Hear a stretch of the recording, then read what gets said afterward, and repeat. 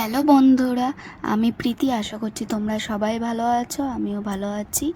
আর দুজন একেবারে ফাট মেরে বেরিয়ে পড়বো এখন কোথায়? ঘুরতে। অনেক দিন ঘুরতে বেরাই না, তাই বর বলল চলো আজকে তোমাকে নিয়ে ঘুরতে যাই সারাদিনের নামে। আমি বললাম কি তাই? বললো হ্যাঁ রেডি হয়ে যাও। তাই রেডি সেডি হয়ে একদম বেরিয়ে গেছি। আর বললাম তাহলে কোথায় যাবে?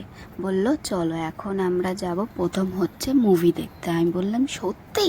বলে হ্যাঁ সত্যি। তারপর বেরিয়ে পড়লাম যে ঠিক আছে চলো।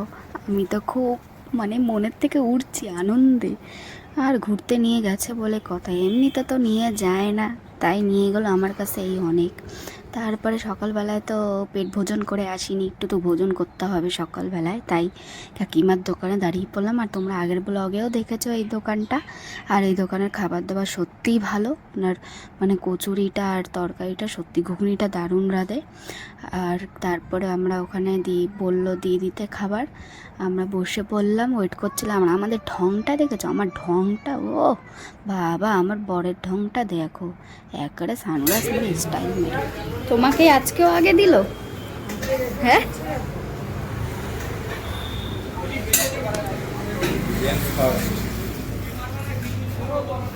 আমাকেও দিয়েছে।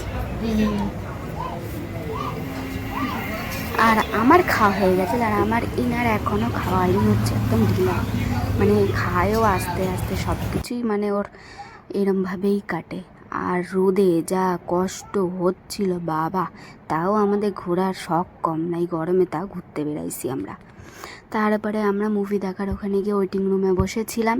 কি করব, ওখানে পপকর্ন ছিল, অনেক কিছু ছিল, তা একটা পপকর্ন অর্ডার করে দিলাম।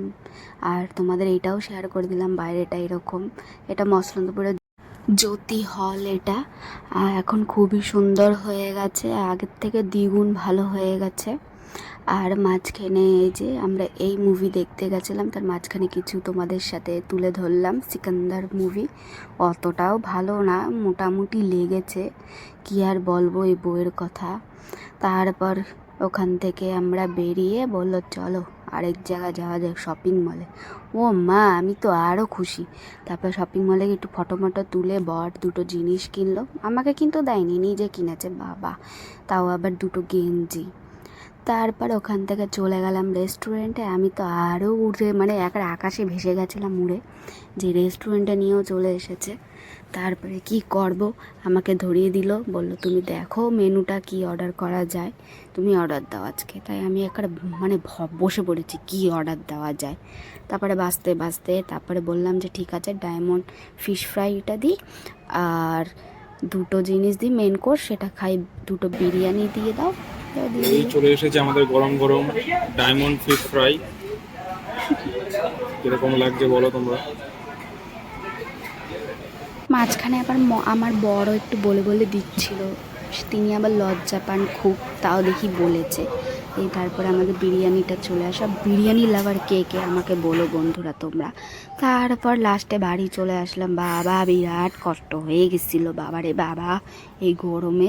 আর দুখানা তো মনে হচ্ছিলো রিং পরেছিলাম, যা কানখানা দুটো ব্যথা হয়ে গেছে, কি আর করব। আজ এই অবধি বন্ধুরা, আবার তোমাদের সাথে নতুন একটা ব্লগ শেয়ার করবো। Tata bye bye.